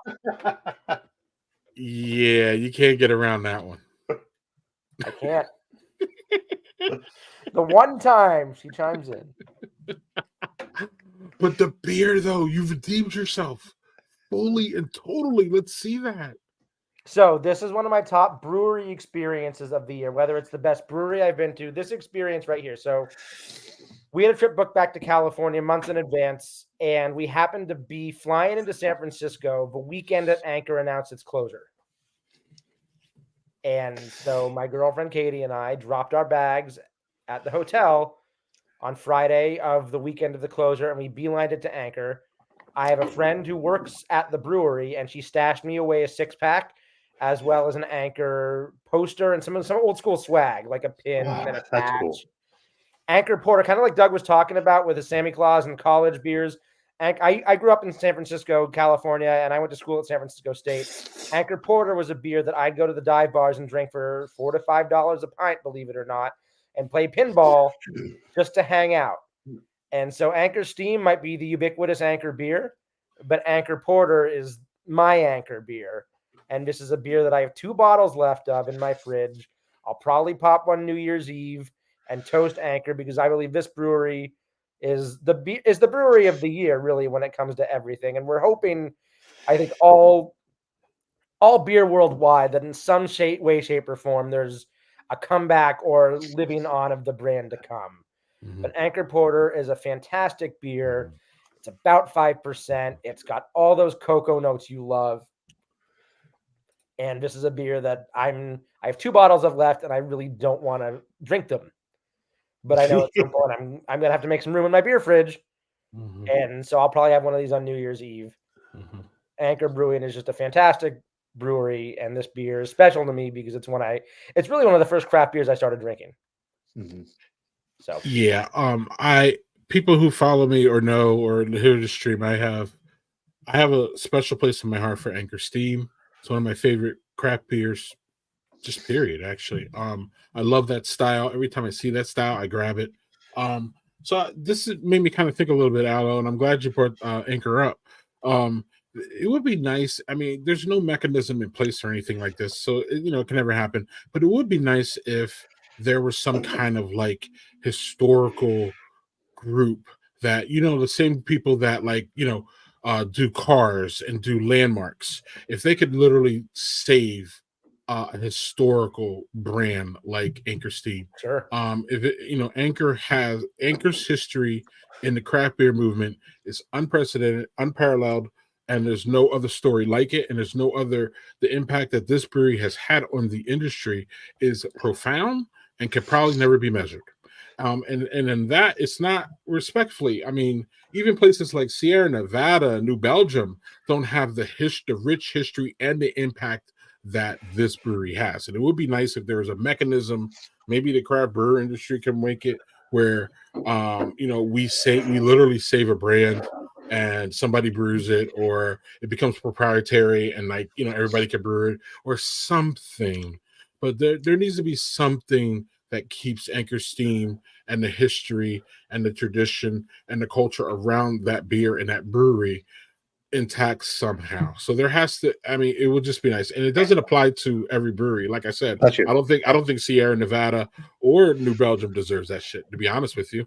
But there's a lot of, maybe Sierra Nevada but y'all know what I'm saying. I think it needs to be strict, and it only really needs to be 4 or 5 of them that literally change the way that we drink beer changed the way that beer was presented, changed the way all that. So shout out to Anchor for all that. Allo, I see you shaking your head, so I'll give you a rebuttal, and then we'll get to Doug.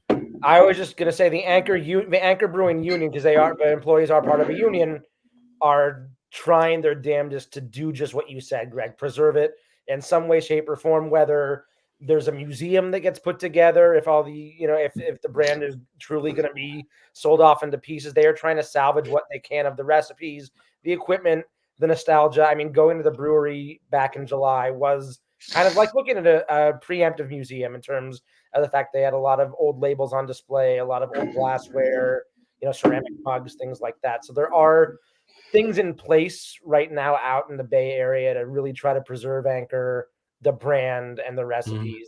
Whether it comes to fruition or not, we're not sure yet. Yeah, this isn't just quote any old brewery closing. Period. No. End.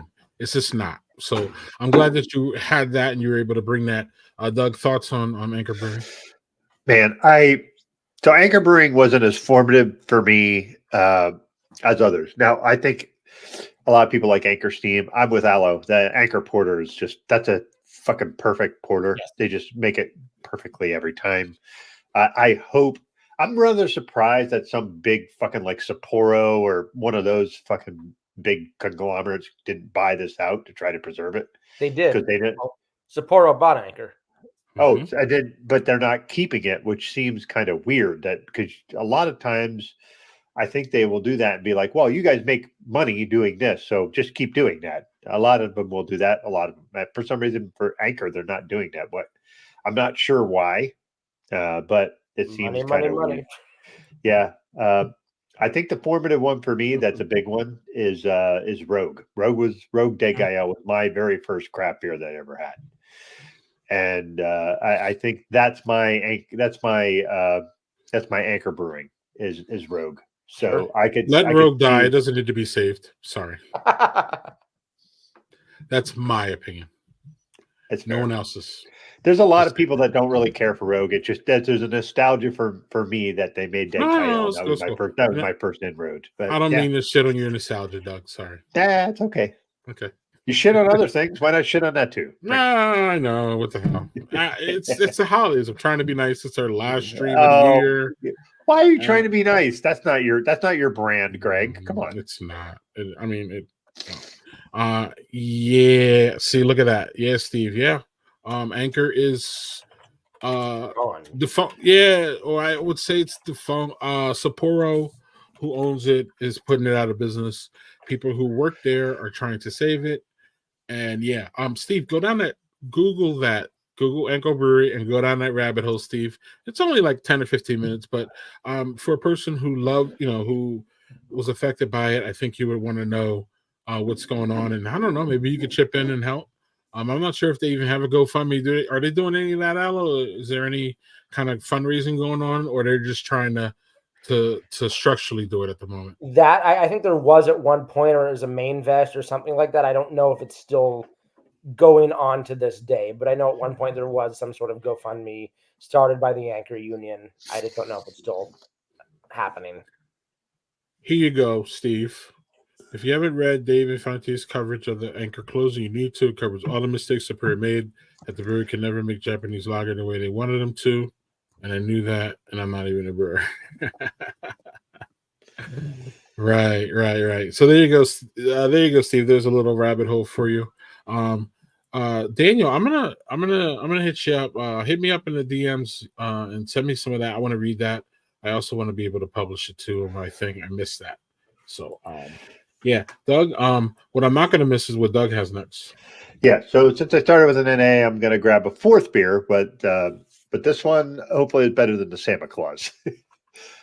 This is North Coast. Whoa! Old Rasputin barrel aged. Nice. Wait. Non-alcoholic? No, I started with an NA beer. Oh, okay. So, okay. This is the last one. This is the last one I had in my fridge. So, well, that one's near and dear to our guest's heart. Yeah, that's why I pulled it out. Look at that, Allo, trying to make you feel at home here. I appreciate it. I will say that is one of my top beer experiences of 2023. Let's go. When we were home, my parents and Katie and I went up to Fort Bragg and went to North Coast Brewing. And I'd never been up there before. And I love their beers. I love their Prankster. I love their Brother Thelonious. Prankster is a fucking great beer. Prankster's great. Lemerle is also great. It's a little bit more underrated. It's got more of that saison yeast, but Prankster, Lemerle, those are my kind of beers. As I said at the beginning, I'm a yeasty boy. That pours beautifully. Is that a delirium glass? Yes, it is. Delirium Tremens. So yes. So Delirium Noel, excuse me. nice. Yeah, it's got the little elephants with the Santa hats on. Both are really good. Both those beers are amazing. And Scrimshaw, North Coast, again, a brewery that's been doing it right for a long time and can really Scrimshaw Pilsner, Prankster, Thelonious, Rasputin. Thelonious. They can't do wrong. And I got to go up there in August and check the brewery or the brew pub out. The brewery isn't open for tours or business, but I got to see they have a brew pub on one corner, the brewery and offices, and then a gift shop kind of across the street from one another. And that's a cool place to go drinking beers from the source is really where it's at. Yeah, I'm going to tell you that Brother Thelonious is not something I see a lot, but whenever I see it, I grab it because Brother Thelonious is fucking awesome. It's a goddamn gorgeous beer. That's what I have And to say. and naming it after Thelonious Monk is just that's a fucking great goddamn pull right there. It's got me jazzed about it. And Monty Powell coming in with the Scrimshaw happiness there. Good job. Sounds great. I think we have a Monty coming on the show too sometime in the new year. So. Yeah, it's the week after next, I think, Doc. Oh, cool. Which you led me to say that it's time to plug this real quick. Is that start the new year off with Badger Beer's BIB Takeover next week, y'all. Friday, January 5th. Doug is taking the night off so that my friends from the Badger Beer Hour can take over, and we're going to have two guests from Wisconsin. It's not just going to be a Wisconsin only thing, y'all. So please join us. If you want to learn a little bit more about Wisconsin, you'll find out. But y'all know me. We're going to get into some messy things here, and I'm going to shake Landon and Chris out of their journalism / beer blogger. What do you want to call it? Whatever. We're going to do some crazy, messy things. Yeah. Beer batter, it is the hissy. All right. I'm going to tell you, it's going to be great to get them out of their like journalism hats, especially Drosner. Because Landon's not a journalist for the record, but he's a beer blogger and he's been well traveled, and you can almost fall for one because he's so good at what he does and all that. But yeah, Doug, Chris is definitely a journalist and likes to stay in that lane, and we like to drag him out of it. So this is a good opportunity. And that'll be fun. That'll be next week.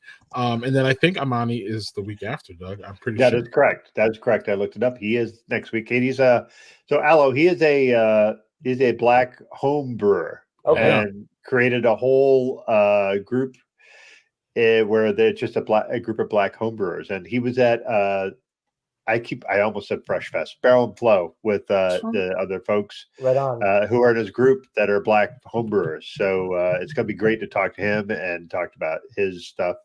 But I am telling you, I am so looking forward to seeing Drosner not in his, hey, I'm a journalist. I can't wait to. Yeah. I will guarantee you, though, he will have a collared shirt on and Landon will have a hat. Those are the two things I guarantee. Landon's watching, so he might. Dude, prove me wrong. Prove me wrong. There he is. Yeah, we'll get messy. Yeah. Landon, here's it. Landon, embrace it. We never get messy on Badger Beer Hour ever. It's just straightforward. And it's great. That's what it needs to be. Mm-hmm. And it should be. It's great because it's all news about Wisconsin beer. It's fucking great. I love watching that show. I look. Even Daniel said I second Doug's predictions. I can't wait. I cannot wait. Yes, and our guests are going to be fun too. They both have appeared here on Brothers and Booze. So I might as well say one of them is Maggie Skinner. Y'all remember Maggie? She'll be here. And that'll be fun. She's fun. She's great. She also knows we can get into like specifically Wisconsin beer a little bit, and you know how it looks here as compared to. Okay, Linus. There, it's this comfort. What is this? It's emotional support. Emotional dog. support. Right. Hey, good on you, dude. Just embrace the bald. It's fine. Leave the man. Leave the man.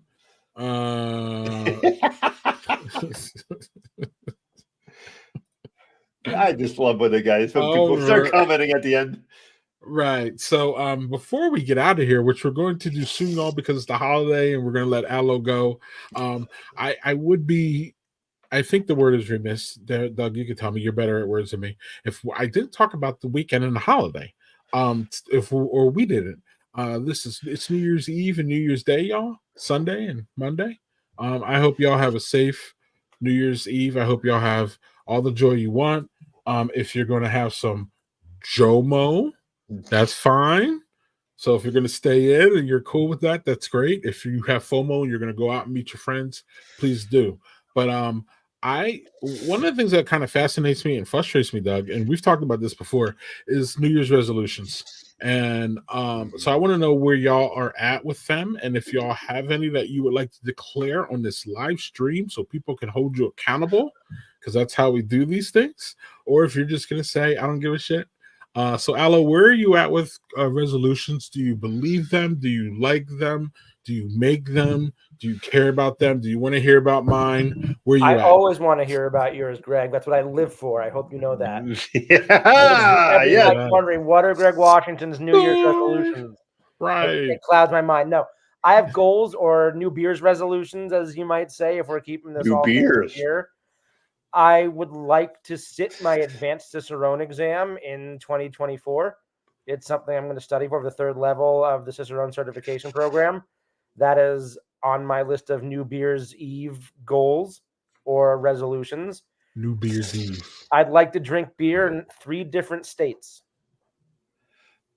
I'd like to travel, whether it's states I've been to before or not. I'd like to drink beer in at least 3 states. 3 new states would be great. You know, it's always great to be able to soak in local culture. And New Year's resolutions, I want to pursue my career, whatever that looks like. I'm in a transitionary period. I'm going to be unemployed in a couple days, and I am looking forward to seeing what's next. I'm hoping part of my career world is in the beer industry, and if not, that's also okay. Excellent. Doug, same question. Do these resolutions? You don't? What do you think about them? Do you have any? What's going on?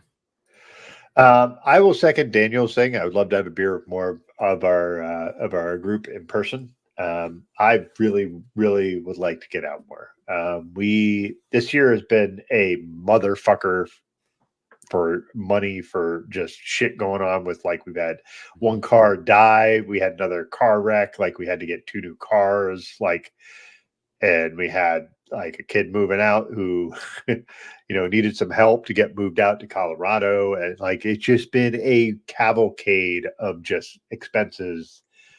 This year I'm hoping that it's a little less frenetic, and man, I would love to come to Charleston. So anyway, I would like to be able to do more, travel more. I think I don't do resolutions per se. They're just more like ideas of things I like to do. I want to get out in nature more. I want to hike more. I can't run for shit because my knees suck, but I can hike. I'm down to go to Massachusetts too. So yeah, it is one of those things. Like, Allo, I love your idea of drinking in 3 states. It's a very super reasonable goal, but it's attainable, but it's also still something where you have to actually go do it. Right. And I think that's fucking great. I really do. Is it going to be Massachusetts, Rhode Island, and Maine? No. I hope it's more for that. Down in Rhode Island. No, I kid. I don't mean to throw Rhode Island shade out. Gansett is great. Maine, I'll go drink in Maine tomorrow. I mean, I could. I won't. Oh, fuck it. Well, if I do, like I said, if we were discussing before the show, if I do get up into Maine this year, I'll make sure I get a hold of you so we can figure out a way to please have do. some beers together. Yeah, well, y'all know I don't like this holiday, so I don't make resolutions. So fuck it. I just need to continue to live a healthier life and progress in that way. I really like food. I like beer. I like things that go in my mouth. Look at that. I know y'all are going to use that and run with that. Go right ahead and run with it. But so those are things I need to regulate even better in this year. So if y'all are going to hold me to having a resolution, that would be it. I do love the drinking beer in 3 states thing. That is fantastic. April Dove is going to do some more running. Daniel says I can think it's still he can still swing in Massachusetts. My college crew volunteered to host me. So no Starfield resolution. I'm gonna play it, but no. Hey, Greg, Um, can we talk a bit about the idea of not a resolution, but the idea we had sort of had a New York City trip planned for beer stuff, so we could meet with Daniel and a couple other people and go do that. Not that we have to do it next year, but I would like for us to see if we could figure out a way to pull that off together. If that's possible. Granted, this is not just, hey, we're going to do that, whatever. But I have one trip planned to Minneapolis, and I already asked you about that, Doug, to go see to go to the Pride Dabbler. So anybody who wants to go to Minneapolis to do the Pride Dabbler, Landon, I see you're there. Daniel, you're welcome to fly in if you can, but it seems like you can't. JHG, I know you have Minneapolis ties. You are welcome. April, anytime, of course, you're welcome. Steve, any of y'all are welcome to come up. That is the second last week in June, I think. Outside of that, Doug, I have nothing besides the obvious and probably very probable Barrel and Flow. Outside of that, I have nothing. So if y'all wanted to do something, let's do it. I'm good. Hey, Allo, speaking of Barrel and Flow, man. That's Pittsburgh? Yes, sir. I'll come. When it? Oh, Allo. Dude, you would love it. You would love it. Everybody would love it, though. When is it? Yeah. It's in August. I think it's second or third week. All right. Second weekend in August every year. I've heard good things about Pittsburgh. Pittsburgh is a great, I wouldn't say great beer city. It's a solid beer city. I don't want to say anything is great in Pittsburgh because of them damn Steelers. And I hate the Pirates too. But the Steelers are in the cellar, so why should I give a fuck about that this year, y'all? Yeah, why should I care? In the fuck cellar. Steelers. And also while we're here, this is the first time since 1989, Doug, that the Browns will have a better record than the Steelers. So good. Steelers, fuck you. It's been a long time coming, and I hope it remains a while. I hope y'all keep Kenny Pickett, keep all that going. That's keep a good Mason thing. Rudolph. Keep fucking Trubisky. Y'all don't need a quarterback. Don't draft one this year. This year is going to be a good year for quarterbacks. So if y'all skip, that'd be great. Keep Omar Epps as your coach. It'll be good. So April's going to Barrel and Flow this year. Come try my sister's saison savant. Look at that. I'm all about it. April is a personal friend of Doug and I's at this point. Yeah. So I do have to preface what I'm about to say. She is a friend of ours, but I don't give a fuck, friend or not. She had some of the best beer at that bottle share we tasted. There was no question. Yep. And her shit went fast and quick. And she's like, "Here, Greg, give this away, or get people to drink it." So I did, and it was just gone. It was gone. So yeah, she April does a really good job. Yeah, and then I like how she mixes culture into her beer. Allo, she mixes Black American. You're telling me she's a mixed cultured beer person? Well, I'm making a bad beer joke. It's all right. Yeah, it's all right. No, it worked. No, it works. It worked for me. It worked for me. But, yeah, she's bringing more this year, so hopefully she can figure that out. Last year was her first year. She got there through a scholarship, so she was able to only bring what she could bring. But now it sounds like she's going to bring more. And April, April this year, you got to make sure you bring you find a way to take some home, because I'll bring some new glares for you, and we can do all and I'll that. bring some stuff from here too. So yeah, oh yeah, Doug is bad with the whole. Well, I can't load up April like I load up you, All because right, you I was gonna, drive. you're gonna Because need a April whole has damn to fly. suitcase. Yeah, I made Greg unmothball a fridge because I gave him so much beer. Literally, amen. And so what we're not gonna unmothball, Doug, is Allo here, or maybe we are. Maybe. So Allo, anything we didn't touch, anything that you would like to say? We're gonna wrap it up here and get out of here for the weekend. But and please plug anything, tell everybody where we can find you. Down at the bottom is the Craft Beer Concierge, the URL. So if y'all have any if y'all know anybody who could use Allo's services, or if y'all want to use Allo's services, as far as asking about any kind of recommendations in his area or places that he's been, I know that Allo is open and for that. But I'll just shut up and I asked Allo a question, so I need to shut up and let him answer. No, I appreciate it. I mean, that's the link. What I will say about my website is it was built as a blog. In the next 3 weeks, it's getting a makeover as kind of a services built website. So right now the blog is the main feature. By mid-January, towards the end of January, it's going to be a services featured website where the blog is a component, but you'll also get the chance to see what I'm up to in terms of services offered.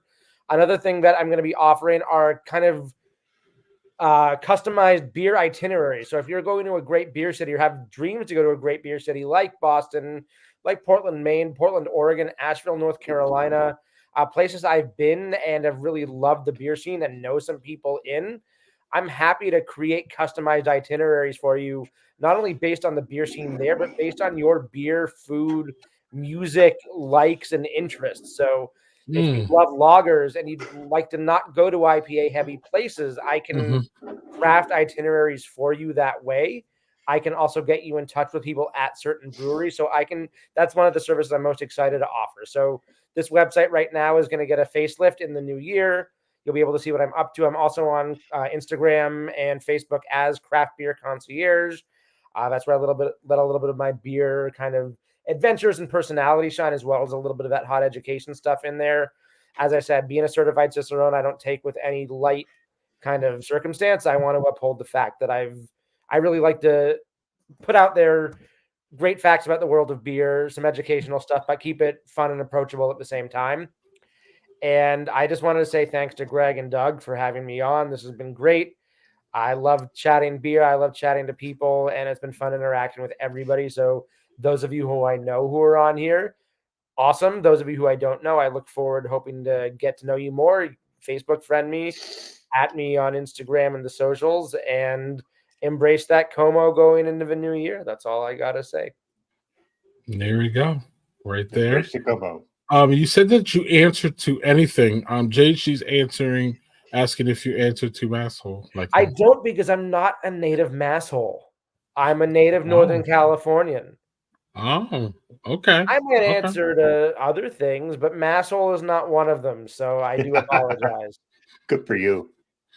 You got to uphold some standards over here, and I embrace the fact I'm not from here. Yeah. All right. The crowd loves you, Allo. I don't know how they can't. Sometimes I don't know how they can, but that's okay. Yeah. So on that note, Allo, we will let you go. We will have some beers afterwards if you would like to stick around. Always. Cheers, if not, we will see you. You have a great year, great rest of the year. And it's only 3 days, Doug? 2 days. No, 2 days. Right. 2 days. Have the rest. Right. But also have a sparkling 2024. Have a sparkling 2024. And yeah, Allo, we should check in with you maybe late summer or the fall to see where you're at. And then you could tell us, how things are evolving, and you could talk about, your evolution, because it seems like the next couple of months is going to be kind of, it's kind of like, we'll see where we're going to go. Well, hopefully next summer I'll be meeting up with y'all at Barrel and Flow, and we can okay. Well, we can do a recap. I'll put that on my radar. That'll be great. And we could also we'll also bug you when registration's open and all that. Great. Yeah. And I I think don't that's know. March. Yeah, and I don't know what kind of position you'll be in, but they're always looking for vendors, and so they, if you wanted to vend and bring your concierge service to there, and have people talk, do that, you could do all that too. So, yeah, so there's a Yeah. request for you to be on the Stout Show next year, Allo, if Ooh. you would like to. Okay. It's Black Friday every year, and we have a ruckus time. We went 5, 6, 7 hours. It felt like this year. No. You went almost 4 hours, and I had to miss it. And I was so disappointed long. because I was like, motherfucker! It's the 1 week I missed because I was in Ohio, and then you guys went almost 4 hours. Well, don't go to Ohio. What do you want me to do about it? Anyway, what would you do? It's my family shit. Like I didn't have a tell them choice. no. Fucking tell them no. What the hell? Anyway, go on. Oh, okay. Hey, Allo. Hey, we're your family too, motherfucker. So keep that in mind. Right. That is fair. And we hang out with you more than they do. Just saying. We tolerate your bullshit more than they do. Yeah, that is very true. And on that note, we're not going to have Allo tolerate our bullshit. Allo, thank you again. I've tolerated it for long enough, gentlemen. Thank you so much. Happy New Year to both of you. Yep, same. Thank you, Allo. Check him out at thecraftbeerconcierge.com, y'all. It's down there. Thanks, Allo. Cheers. We'll talk to you soon. If not, real soon at the break here. Cheers. Allo's a great time. He's a great guest, great fun. I met him at the Beer Bloggers Conference, and it was great too because Allo is like he's not a person too shy in the background, dog. You know how you go to these conferences and some people are just like really timid and they're not really like Allo's like, hey, he walked up to me, hey, I'm Allo. What's your name? And I was like, wow, I kind of like this upfrontness. This is great. And I'm gonna ask you a question though. You always said like when you first meet people, you don't like them, and then they grow on you. Is Allo that? Is Allo the exception? Allo was he was the exception because I was just taken aback about how aggressive how he just walked up to everybody. Was just like, hey, like normally there's like a feeling out process, and sometimes that first connection is awkward. You know what I'm saying? But he was just like upfront, yo, I'm Allo. What's up? And I'm like, yo, Allo, I like you a lot. I even said to him, I was like, I like you a lot because you're like upfront, you're there, like you wanted to like engage me. And that I like, there's something about that.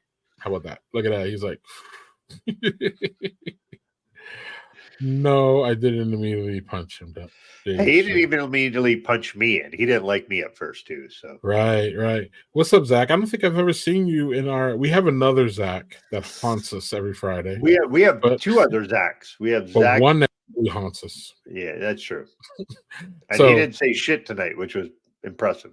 Yeah, he wasn't. He wasn't around because he can't be around and not say anything. It's just not his nature. But I want to welcome Zach Rothman to. I don't know how Zach Rothman met us, but he's here. Maybe he knows Allo. That's cool. But welcome, Zach Rothman. And he's Allo's beer buddy. There we go. Welcome, Zach. Welcome. And let's see here. Real quick, and then we'll get out of here. Oh, we didn't do our review with Allo, unfortunately. But that's fine. We need a Malort Crunch cereal. No, you do says not. He wore a hat when he had hair, y'all. So don't blame that. Don't do that. Is what Landon is saying. April's doing 3 beer festivals and a Cicerone beer. But April's got a lot going on. We wish you the best. April. Yeah, absolutely. April. We'll hear about all that.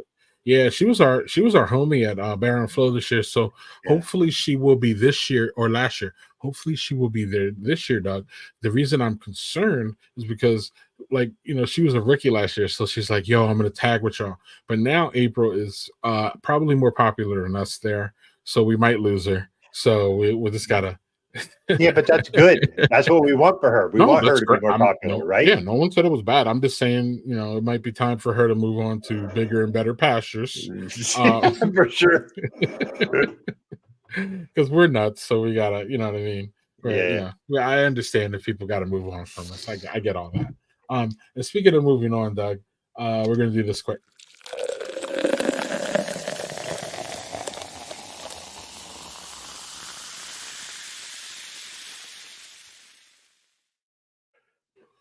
So I had these two foreign beers, an old Brune and a triple, and they were fun, nice, and I probably will finish both of them. I got them at my local beer store. They were just hanging out on the shelves. The expiration dates checked out, Doug, so it wasn't like I was just buying shelf turds. Um, I guess something. Oh, okay. Doug, what did you? Allo's not around. I can see he's still in the green room, but he's not around. But Yeah. I would bring him back up for that Anchor Steam or that Anchor Porter. But everybody knows that, and that was wonderful. Doug, Yeah, what did you have? I think he didn't drink it. I think he was saving it, which I don't blame him. Oh, This thing was like didn't taste like tire rubber, but it was a malt beverage kind of thing. Not my jam. This now the rest of them were great. So this is by degrees. The AleSmith Speedway Stout, really good NA. If you like NA, super easily drinkable, just really good. Not like a heavy stout, not super roasty, but man, that is really good. Then the Dunkel Hue, which was a Dunkel Weissen, I really liked that. That was just a really, really well done Dunkel, only 5.1%, super drinkable.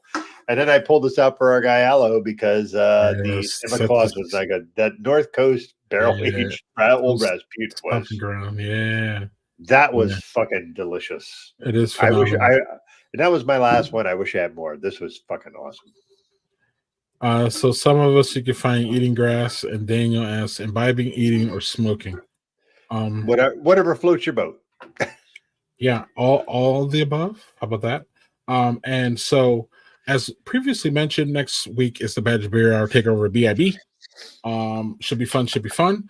That means that you will not see Doug next week, but you can see Doug here. Yeah, baby. So yeah, coming up, I'm going to be starting to watch this tomorrow. Is the Love Is One, the Cult of Mother God?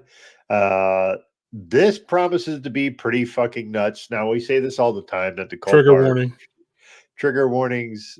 I don't even know what they are. I haven't watched it yet. So many. I'm just going to say that apparently the cult leader died, and they displayed her body for a year like with Weekend no at involvement. Bernie's. And it was pretty rank. But it wasn't a weekend. It was it was 52 for a year. weekends. So I'm super looking forward to this. Your partner in crime over there at the Colt Bar says she said something like there's just probably too many trigger warnings for this to even like. I mean, y'all will get to it during the stream, but just as us, promoting it, there's so many with this. And y'all still have time. Love Is One, the Cult of Mother God. Doug, where do you find that quote? That is apparently it's on Max. That's where HBO Max. I'm not going to say fucking Max. It's like saying Twitter is X bullshit. It's fucking HBO Max. Whatever. No, it's all good. It's all good. Yeah. Okay. So that is this Wednesday, y'all. Yeah. January will be here. Oof, really fast. Yeah. Yeah. So yeah. So Love Is One, the Cult of Mother God. Renee and Doug will be here this Wednesday, 9 p.m. Eastern, 8 p.m. Central. For those who are in 6 p.m. ET for Zach.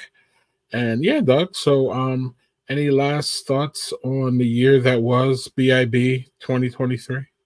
No, BIB was great. This is one of my saving graces for every week because I just enjoy hanging out with everybody. I enjoy just having beers with you and our guests and having everybody comment, even Zach. It's great. I just really, really enjoy this. And I really, for the millionth time, I want to thank you for considering me to do this because I really enjoy the shit out of this.